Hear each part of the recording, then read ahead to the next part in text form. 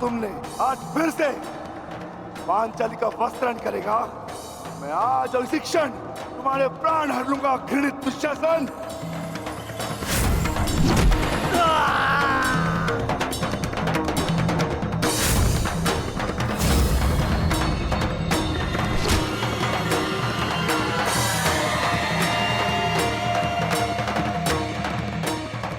इसी भांति तुम पांचाली के केश पकड़कर द्यूत सभा में लाए थे ना?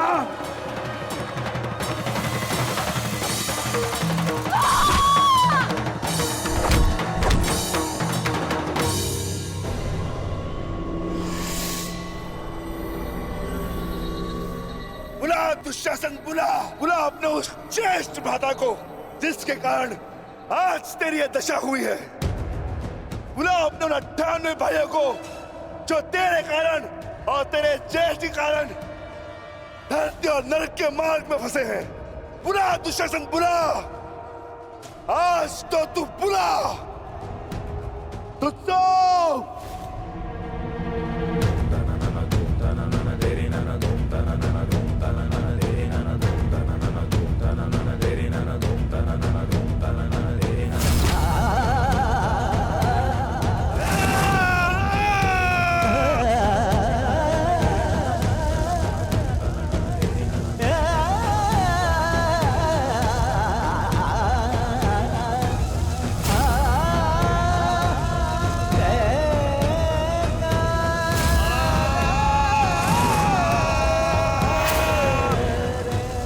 इसी भांति तुमने पांचाली के केश पकड़कर उसे घसीटा था ना?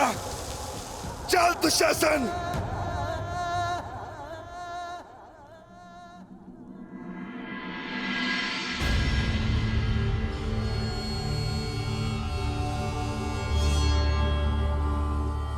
प्रणिपात माता,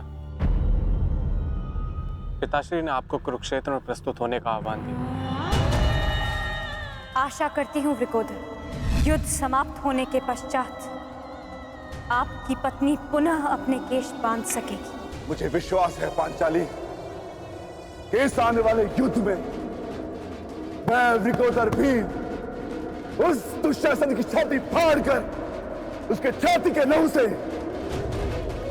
तुम्हारे केश सींच पाऊंगा।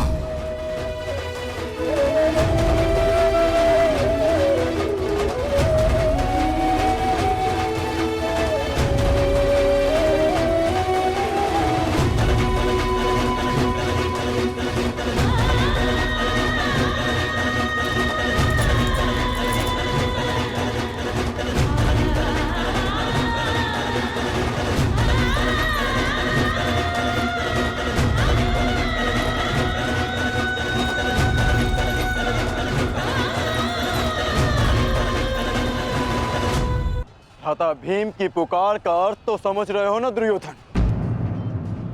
आज तुम्हारा 99वां अनुज भी जीवित नहीं बचेगा। जिस प्रकार उस द्यूत सभा में हम कुछ ना करने के लिए विवश थे, आज उसी प्रकार तुम अपने अनुज की रक्षा ना करने के लिए विवश हो। विवशता क्या होती है उसका भान आज होगा तुम्हें। तुम्हारा अंत करने से पूर्व तुम्हें तुम्हारे किए कुकर्मों का भान कराना आवश्यक है दुर्योधन। हम तो उस दिन विवश थे, किंतु मैं तुम्हें एक अवसर देता हूं। सूर्य अस्त होने में अभी 2 घड़ी शेष हैं और तुम्हारे अनुज के पास थी।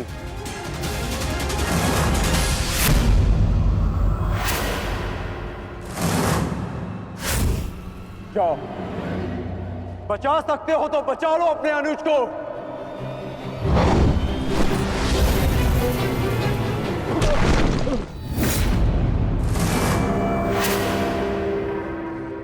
जाओ दुर्योधन, दौड़ाओ अपना रथ और बचा लो दुशासन के प्राण। कर चलो।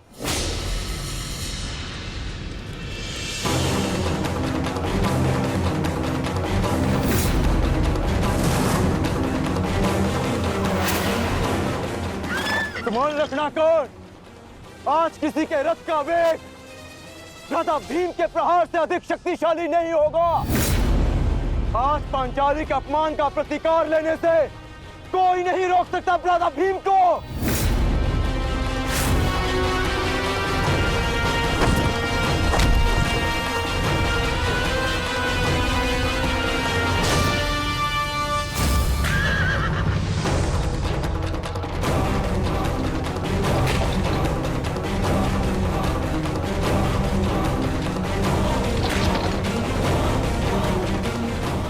शीघ्रता करो मित्र।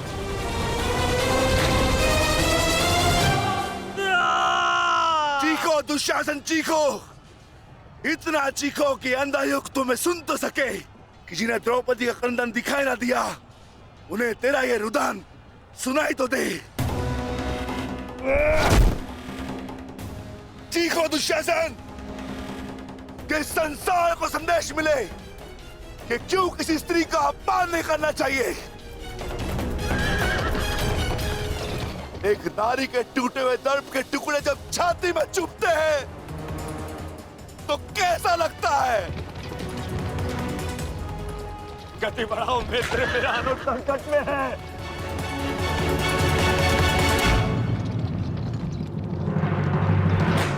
इस बाएं हाथ से तुमने द्रौपदी के केश पकड़े थे ना, स्मरण है ना नीच।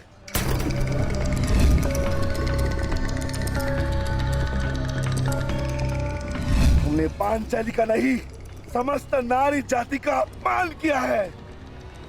आपको तुम्हारे धड़ पर रहने का कोई अधिकार नहीं।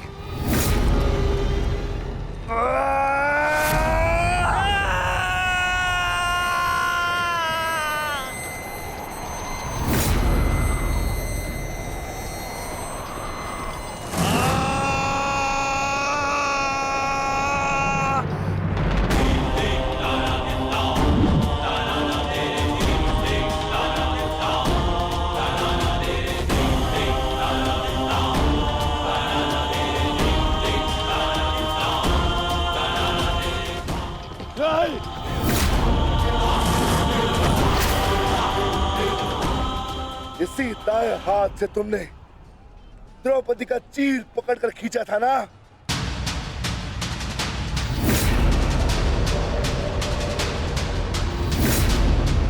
अब चीर क्या, तुम लीर भी नहीं खींच पाओगे।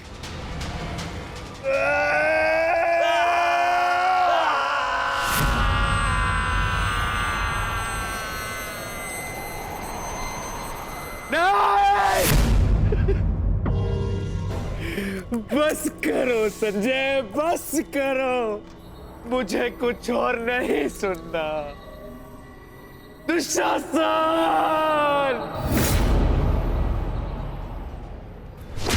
इसी छाती को पीट पीट कर तुमने पुरुषार्थ का ढोल पीटा था ना, अपने पुरुष होने का दम भरा था ना। अब मैं पीटता हूं तुम्हारी छाती।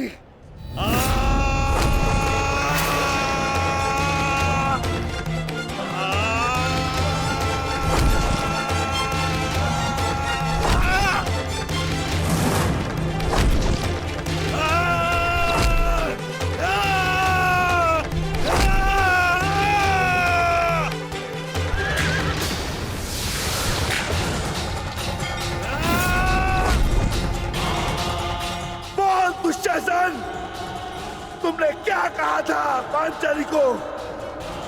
बोल, तुमने क्या कहा था पांचाली को? वैश्य! बोल दुशासन, फिर से बोल।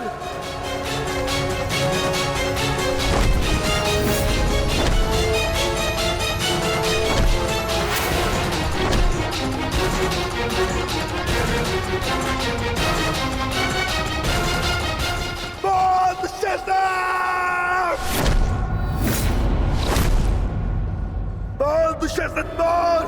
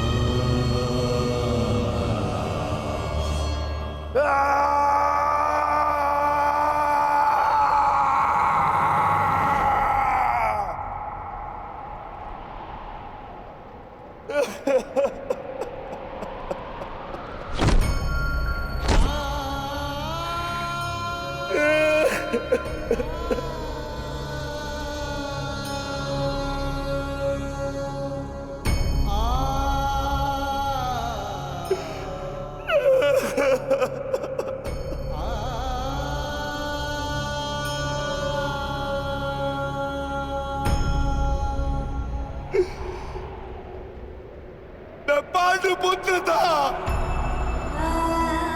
मैं देवपुत्र था। तुमने मुझे क्या बना दिया दुशासन?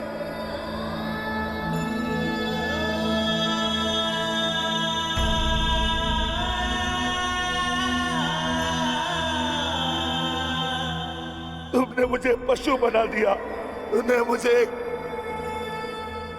एक राक्षस बना दिया।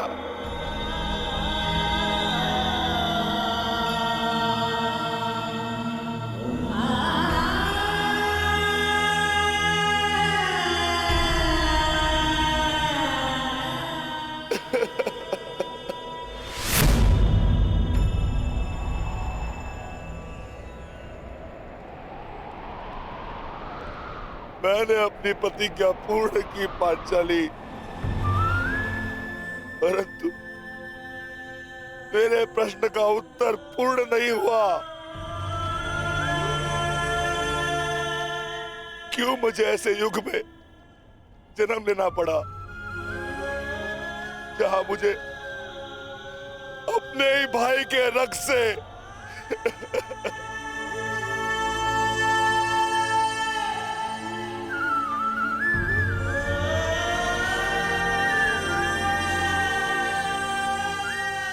ऐसा क्यों हुआ पांचाली? ऐसा क्यों हुआ?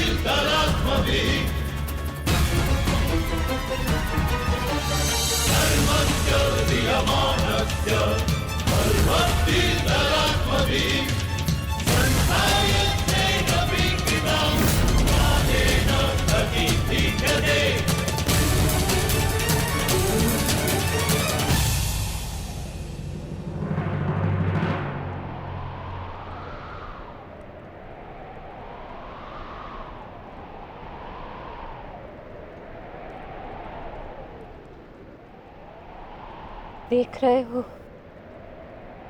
युवराज दुर्योधन,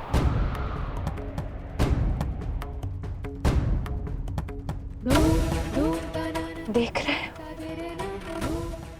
अंगराज कर्ण, ये लहू, ये रक्त, ये 5 गांव ना देने का मूल्य नहीं।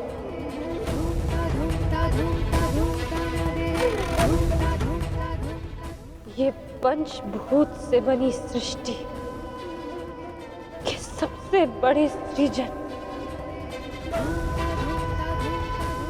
स्त्री के अपमान, उसे यातना देने का मूल्य।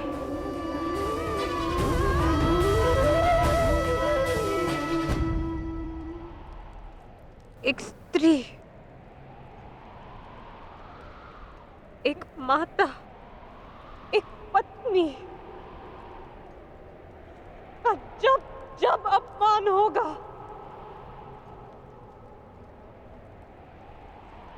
तब तब ऐसा दृश्य दोहराया जाएगा।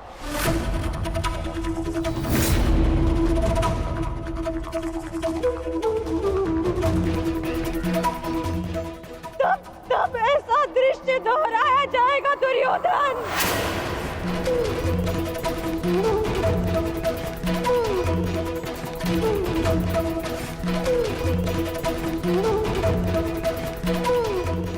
एक स्त्री को अश्रुओं से स्नान कराने का मूल्य रक्त स्नान से चुकाया जाएगा। आज मेरी पीड़ा कम नहीं हुई है, और बढ़ गई है।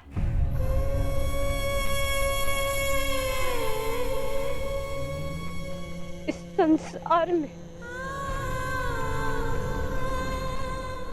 किसी को भी द्रौपदी जैसा भाग्य ना मिले, जिसे अपने ही कुल के सामने, अपने ही कुल के पुरुषों के हाथों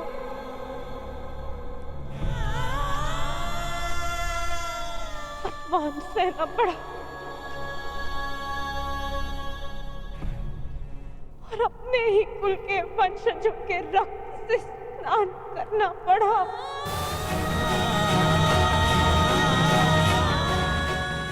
हे ईश्वर, इस संसार में किसी को भी द्रौपदी बनाकर जन्म मत देना।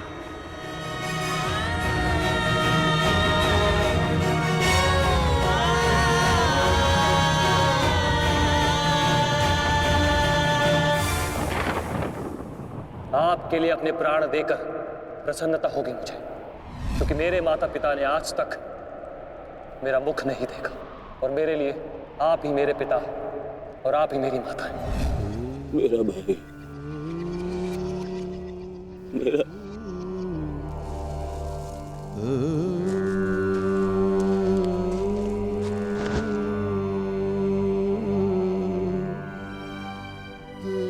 दुशासन,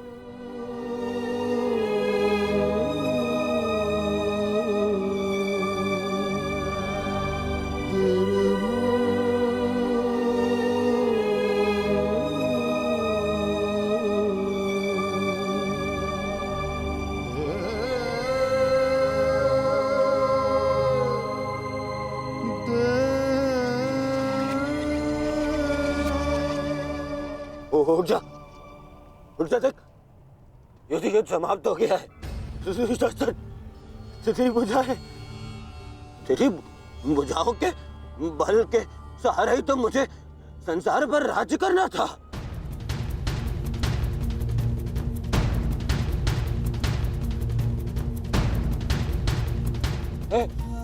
हे दुशासन, मेरा अनुज नहीं, तेरी आंखें का तू अनुज, मुझे यूं अंधकार में छोड़कर मत जा अनुज। मैं हमारे पिता के भांति अंधा हो जाऊंगा, अंधा हो जाऊंगा। चलो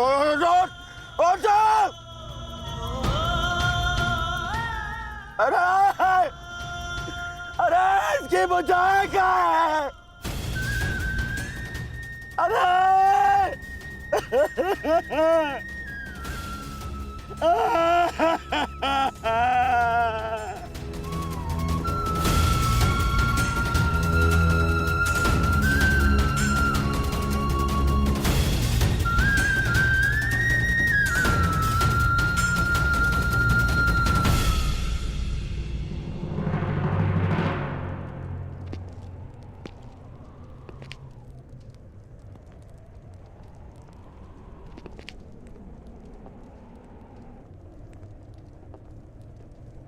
कदाचित तुमने अपने अनुज दुशासन की भुजाओं के बल से ये संसार जीतना चाहा होता दुर्योधन।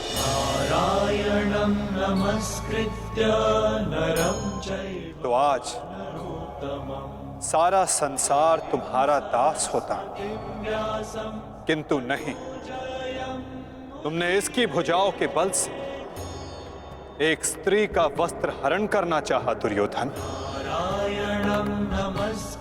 कदाचित तुमने इसकी दुर्जयता के बल से तीनों लोकों पर शासन करना चाहा होता दुर्योधन, तो आज तुम्हें वो भी मिल जाता, परंतु नहीं, तुमने ऐसा नहीं किया दुर्योधन। तुमने अपने अनुज दुशासन के मन में कुटिलता और कुचक्र का षड्यंत्र रच दिया। कदाचित तुमने अपने नेत्रों को उचित मार्ग दिखाया होता दुर्योधन, परंतु तुमने अपनी उन आंखों से महाविनाश का स्वप्न देखा। धर्मो रक्षति रक्षितः। स्मरण रहे दुर्योधन, नियति, धरती और प्रकृति ये तीनों स्त्री हैं।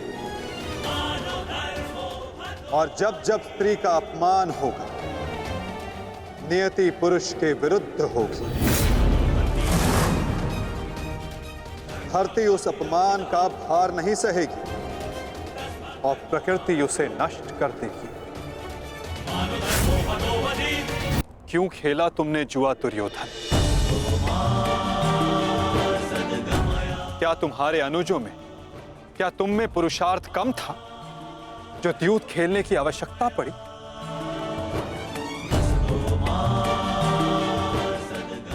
इसी द्यूत के कारण एक स्त्री पहले अपने ही अश्रों में नहाती है और अब अपनों के ही रक्त से।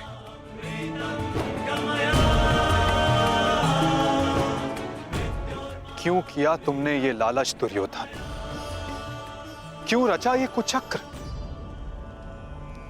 इसी द्यूत, इसी कुचक्र, इसी लालच के कारण रचता है ये युद्ध, ये महाविनाश, ये महाभारत।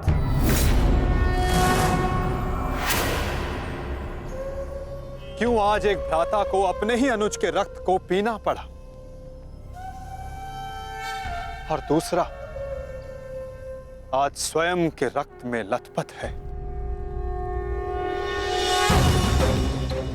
स्मरण रहे, जो हाथ स्त्री की लाज, उसके मान के रक्षण के लिए है, यदि वो हाथ स्त्री की लाज उतारने का दुस्साहस करेंगे, उसका मान भंग करने का दुस्साहस करेंगे, तो उन हाथों को धड़ से अलग कर दिया जाएगा।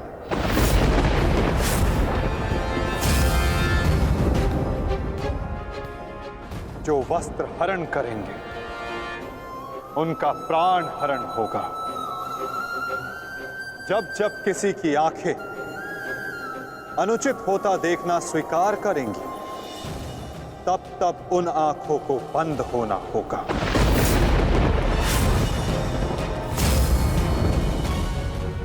यही नियति है, यही प्रारब्ध है और यही है इस महाभारत का कारण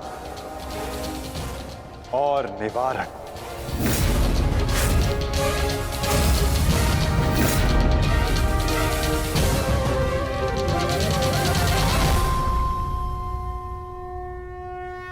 करेंगे, उनका प्राण हरण होगा।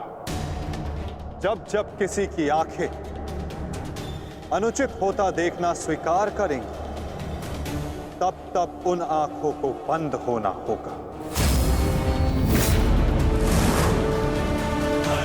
यही नियति है, यही प्रारब्ध है और यही है इस महाभारत का कारण और निवारण।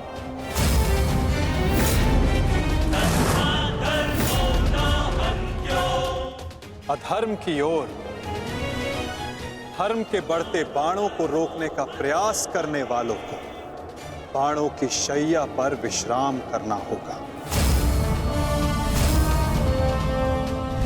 जो अधर्म की आज्ञा पर शीश झुकाएंगे, उन्हें स्वयं का शीश कटाना होगा।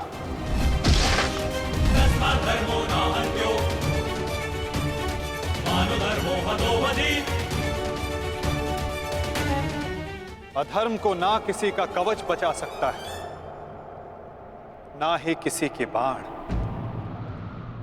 ऐसा कोई रथ नहीं जिस पर अधर्म चढ़कर अपने लक्ष्य तक पहुंच सके। ग्रास लेगी ये धरा उस अधर्मी को भी और अनचाहे उसका साथ देने वाले के रथ को भी। जो एक झूठे वचन के लिए सत्य के चक्र के समक्ष आकर खड़ा होगा, उसे स्वयं सत्य के चक्र के साथ धंसना होगा। तदा मानं सृजाम्यहम्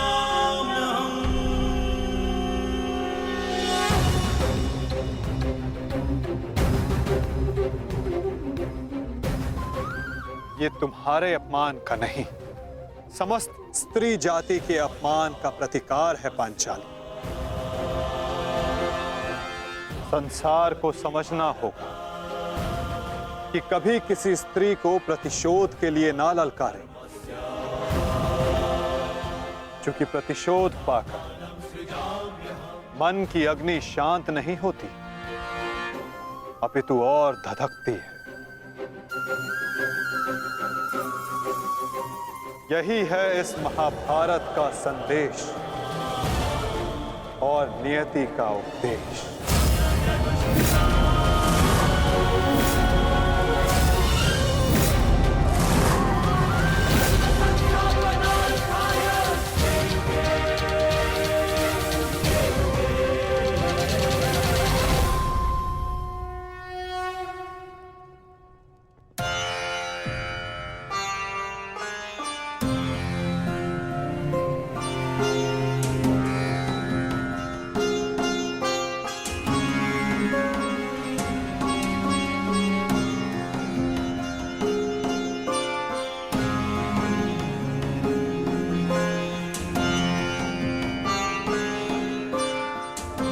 अपने आप को संभालो मित्र, एक योद्धा को रोकर विदा नहीं करते।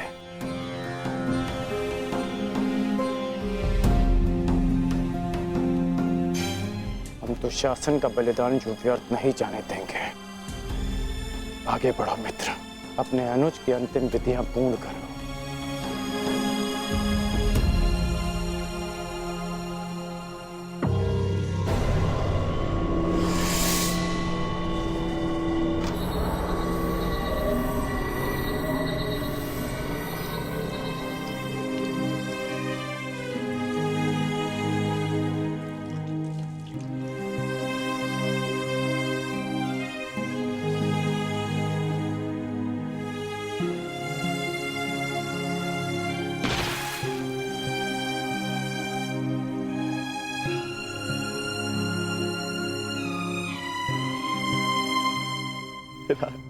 अच्छा, प्रेहि प्रेहि पतिभिः पूर्वैर्भिर्यत्रा न पूर्वे पीतरपर्युः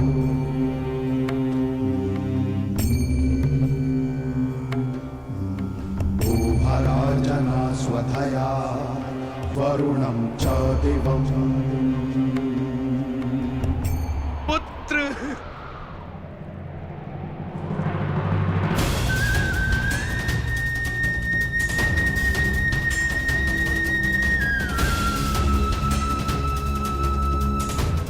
क्यों?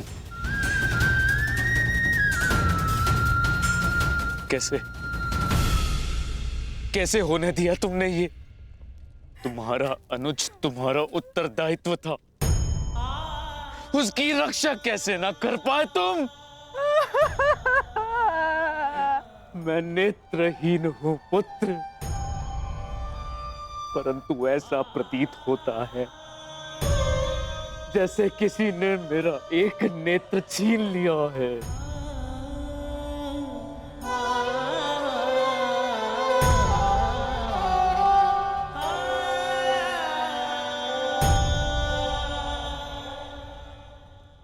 कहते हैं सर्वनाश उत्पन्न होने पर जो उसे आधा बचा ले पुत्र, वो ज्ञानी होता है पुत्र। मैं अपने 99 पुत्रों को तो खो चुकी हूँ, परंतु मैं अपना अंतिम पुत्र नहीं खोना चाहती, नहीं खोना चाहती।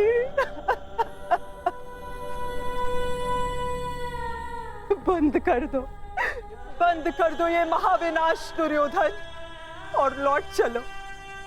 किसी को तो रहने दो जो हमारा पिंड दान कर सके।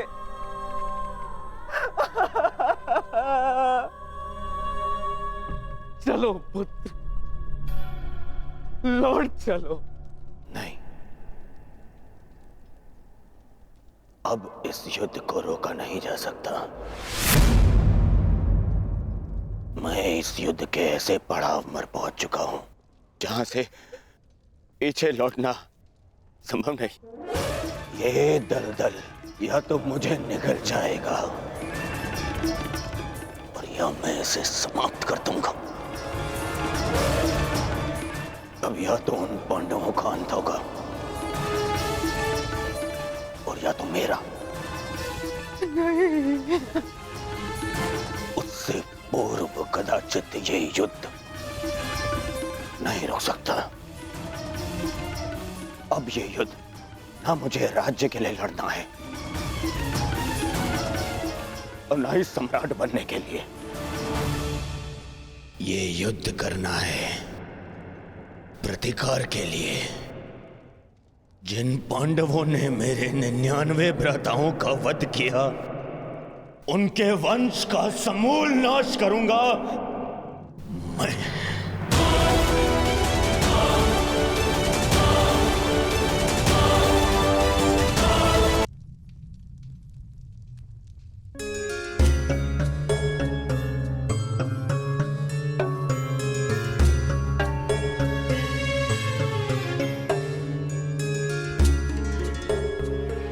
किस चिंतन में डूबे हो युधिष्ठिर?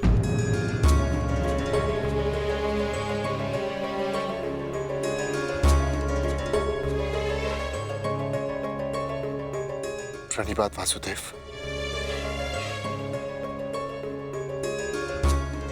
तुमने मेरे प्रश्न का उत्तर नहीं दिया युधिष्ठिर। हाँ वासुदेव, मेरा मन अशांत है। बुद्धि पर जैसे भ्रम की धूल से जमी है। समझ में नहीं आ रहा है वासुदेव कि इस महायुद्ध से हमें क्या प्राप्त होगा। आश्चर्य, धर्मराज के मन में ऐसा असमंजस। वासुदेव, मैं आपसे निवेदन करता हूं कि मुझे धर्मराज कह के मत पुकारिए। इस धर्म युद्ध में बिखरे अधर्म की छींटें मुझ पर भी पड़ी हैं। मैं धर्मराज कहलाने योग्य नहीं हूं वासुदेव। युद्ध में शरीर और सेना के बल से अधिक महत्वपूर्ण आत्मबल होता है युधिष्ठिर। और इस प्रकार युद्ध के मध्य में सम्राट का मन दुर्बल पड़ जाए, ये उचित नहीं है। तुम ये मत भूलो युधिष्ठिर कि ये महायुद्ध केवल तुम्हारा नहीं है, ये संपूर्ण भारतवर्ष की उस प्रजा का भी है जो न्याय चाहती है, जो अधर्म से मुक्ति चाहती है, जो तुम्हें हस्तिनापुर का योग्य उत्तराधिकारी मानते हैं, जो तुम में भारत का योग्य सम्राट देखते हैं। इस युद्ध में तुम्हें सम्राट बनते देखने के लिए अनगिनत सैनिकों ने अपनी आंखें बंद कर ली युधिष्ठिर, और आज भी अनगिनत सैनिक सज्ज हैं अपना बलिदान देने के लिए। एक सम्राट का कर्तव्य है कि वो अपनी सेना, अपनी प्रजा का मार्गदर्शन करे, ना कि स्वयं दुविधा में फंस जाए।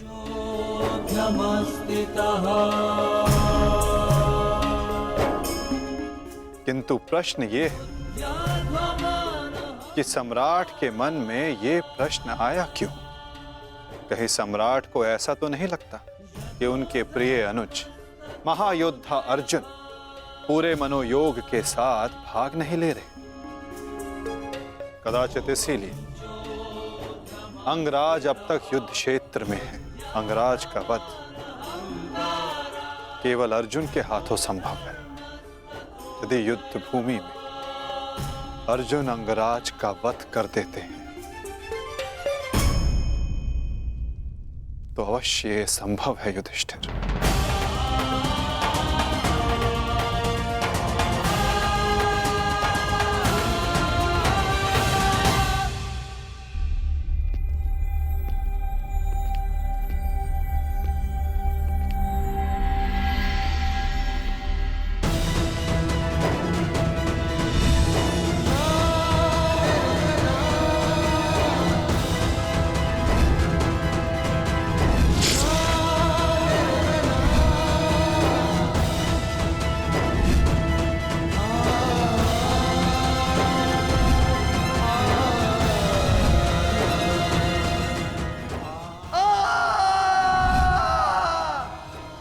जीवन भर परिवर्तन के लिए संघर्ष किया, क्योंकि जब भी मैंने ऐसा किया तो मैंने लोगों की आंखों में आशा की किरण देखी।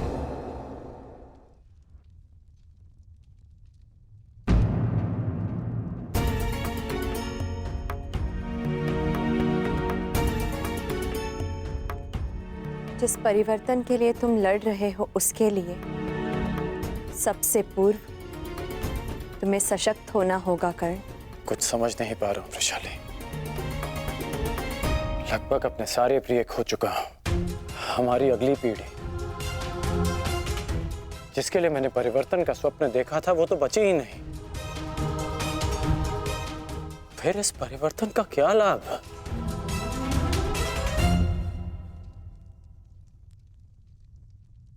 तुमने जो जो सहा है मुझे उसका भान है कर्ण, परंतु कुछ नवीन पाने के लिए बलिदान करने ही पड़ते हैं।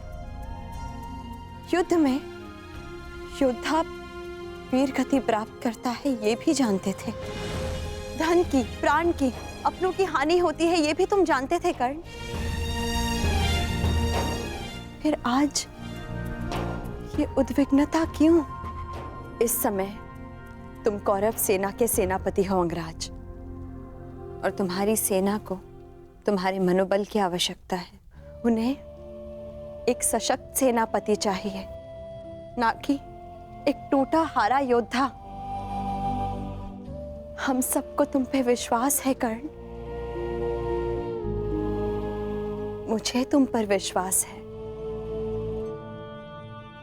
तुम ही हो कर्ण जो ये परिवर्तन ला सकते हो।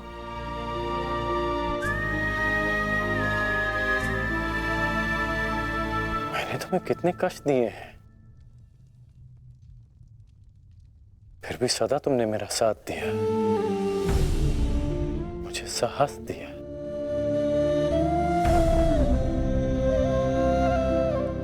मैंने सदैव परिवर्तन चाहा है, उसमें विश्वास रखा है, पर आज स्वयं को संभाल नहीं पा रहा हूं मैं।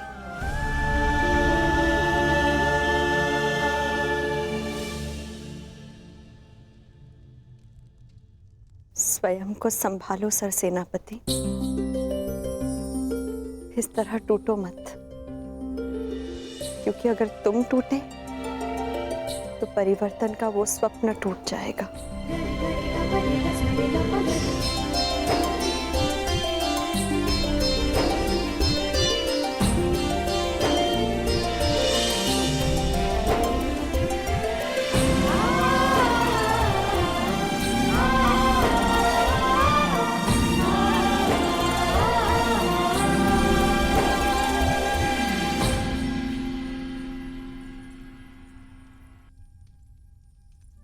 जी जी, एकांत। जी, मैं कुछ मत कहो कुंती, समय ने मुझे उस मोड़ पर लाकर खड़ा कर दिया है जिस मोड़ पर ना तो मेरे पास कुछ कहने के लिए है और ना ही सुनने के लिए। तुम्हें स्मरण है तुम्हें वो समय कुंती जब हमारे हस्तिनापुर में हर्ष, खुशी, उल्लास और आनंद होता था। मुझे दंभ होता था कि मेरे कक्ष में 100 और तुम्हारे कक्ष में 5 दीपक हैं, परंतु आज मेरा ये कक्ष अंधकार में डूब गया है। एक एक करके इस अभागिन माता ने अपने 99 पुत्र खो दिए हैं। परमात्मा से 100 पुत्रों की माता होने का सौभाग्य पाकर भी आज मेरे दोनों हाथ खाली हैं। माता के आंसू तो अपने एक पुत्र के वियोग में सूख जाते हैं, परंतु मैं अभागिन गांधारी अपने 100 पुत्रों के विलाप के लिए अश्रु कहाँ से लाएगी कुंती? कहाँ से लाएगी? ऐसा नहीं है दीदी, ये दुर्भाग्य नहीं, हमारी असफलता है। दीपक का दर में जलना ये तो संभालने वाले के हाथ में है कि वो उस दीपक से प्रकाश करवाता है या अपने घर को सुहा कर लेता है या अपने संतान पर अपना नियंत्रण खोने के कारण ये युद्ध हुआ है, जिसका परिणाम हम माताएं भुगत रही हैं। जो पीड़ा आपकी है जीजी, वही पीड़ा मेरी भी है। आज आप जिस परिस्थिति में हैं, मैं भी स्वयं उसी परिस्थिति में बंधी हूँ।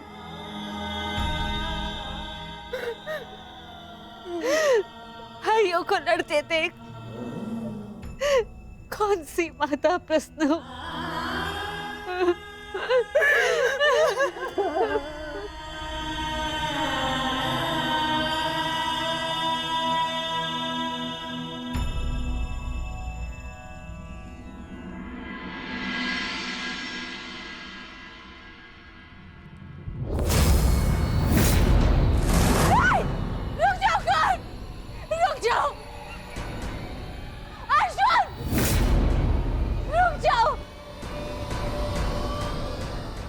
जोड़ती हूँ, दोनों रुक जाओ।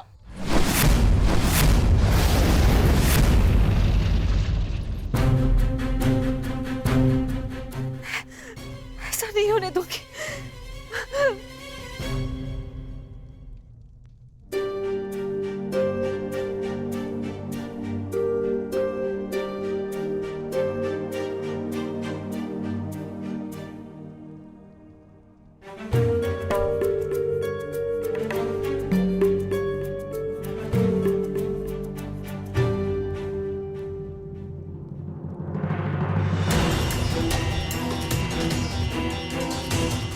राजमाता,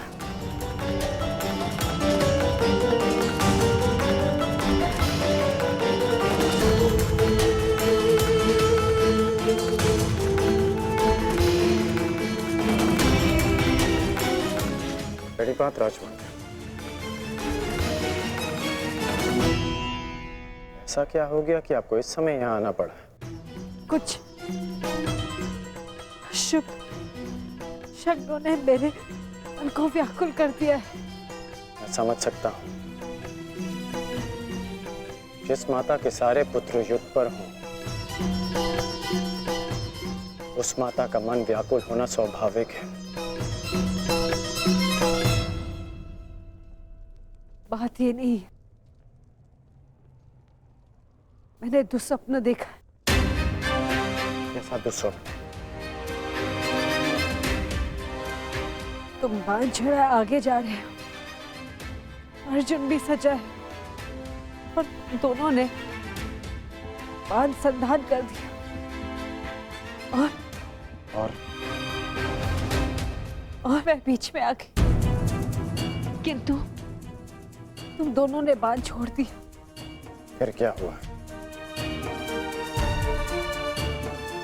फिर मेरा सपना टूट गया। जो स्वप्न आपने पूरा देखा ही नहीं,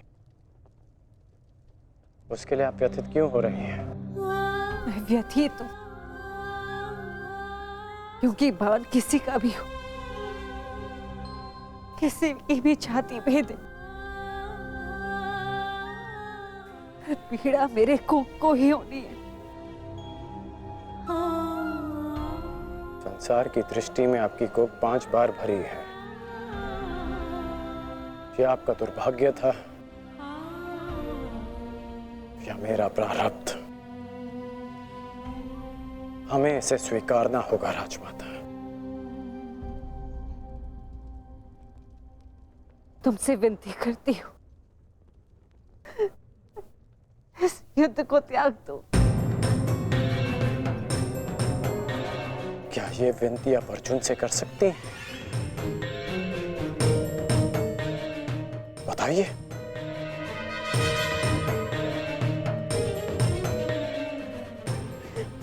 विवश हूं। परंतु हम विवश नहीं हैं पुत्र।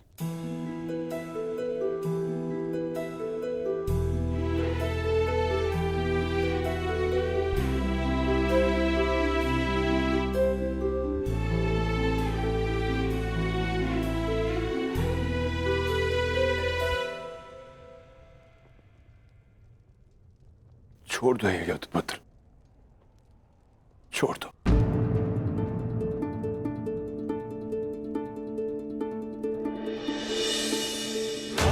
पिताश्री, आपके पिता के आदेश के साथ साथ हमारा आदेश भी सम्मिलित है पुत्र। छोड़ दो ये युद्ध पुत्र। ये युद्ध परिवर्तन के लिए नहीं, विनाश के लिए।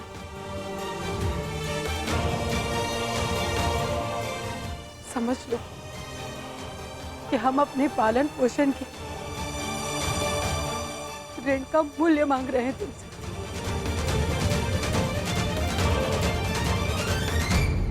लौट चलो पुत्र, लौट चलो।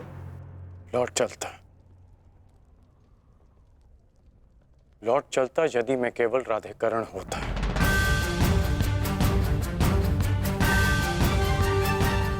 अब मैं कौरव सेना का सर सेनापति हूं पिताश्री। मैं नहीं लौट सकता।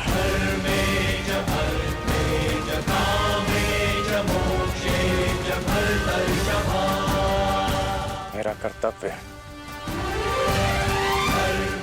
आपका आदेश ना मानने के लिए मुझे विवश कर रहा है। मैं नहीं लौट सकता माता। ब्रह्म मुहूर्त में देखा गया सपना सत्य नहीं होता है पुत्र।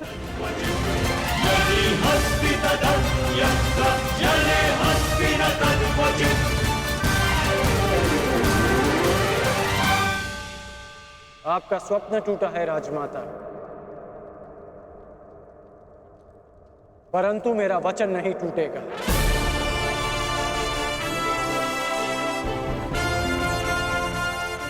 सूर्योदय होने को है। मेरा अर्घ देने का समय हो गया।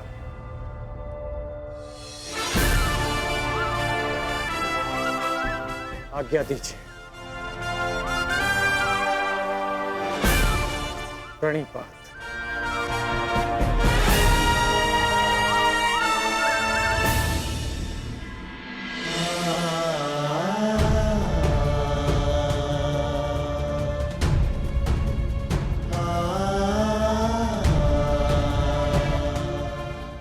दीजिए पिताश्री।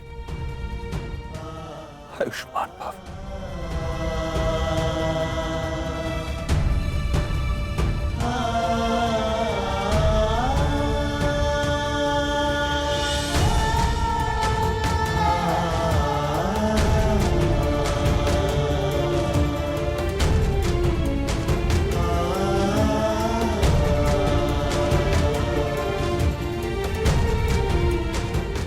अश्रु नहीं माता,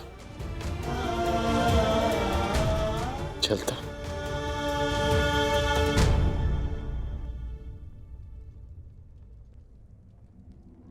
यशस्वी भव।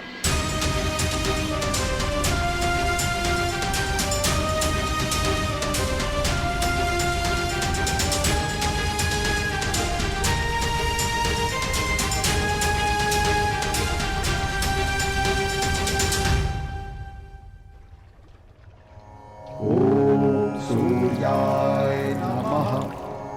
ॐ भानवे नमः। ॐ खगाय नमः। ॐ श्री सवित्रे सूर्यनारायणाय नमः।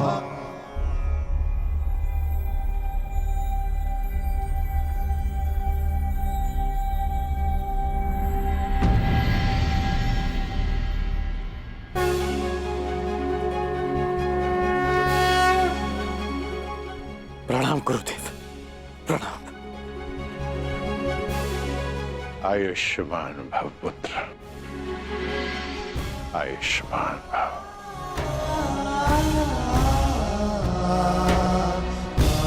गुरुदेव, आप यहाँ? मैं तुम्हें कुछ स्मरण कराने आया हूँ राधे। मुझे स्मरण है गुरुदेव, ये अर्घ्य देते समय मुझसे कोई कुछ भी मांगे उसे मैं पूर्ण करूंगा, और ये मेरा सौभाग्य होगा यदि मेरे गुरु मुझसे कुछ मांगे। आदेश दीजिए गुरुदेव। मैं तुमसे कुछ मांगने नहीं आया हूं पुत्र, तुम्हें कुछ और स्मरण कराने आया हूं। क्या गुरुदेव? जब तुम मेरे पास दीक्षा के लिए आए थे तो मैंने तुम्हें ब्रह्मास्त्र, ब्रह्मशिरास्त्र और ब्रह्मांड अस्त्र देकर भी उसे तुम्हारे लिए निष्क्रिय कर दिया था। स्मरण है मुझे, मैंने तब भी कहा था और आज भी कह रहा हूं कि गुरु का श्राप भी आशीर्वाद होता है। मुझे उस बात का कोई दुख नहीं गुरुदेव। परंतु मुझे दुख है पुत्र, मुझे दुख है, और मैं तुम्हें यही स्मरण कराने आया हूं। उस भूल का पश्चाताप करने के लिए मैंने तुम्हें विजय धनुष दिया था। मेरा श्राप तुम्हारे साथ है और पश्चाताप भी पूर्ण हो।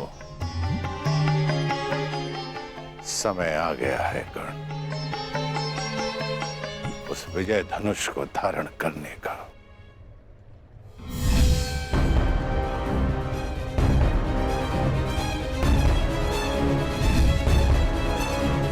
विजय धनुष का आवाहन करो और विजय धनुष को धारण करो। जब तक वो विजय धनुष तुम्हारे हाथों में रहे, इस संसार में कोई भी शत्रु तुम पर विजय नहीं पा पाएगा।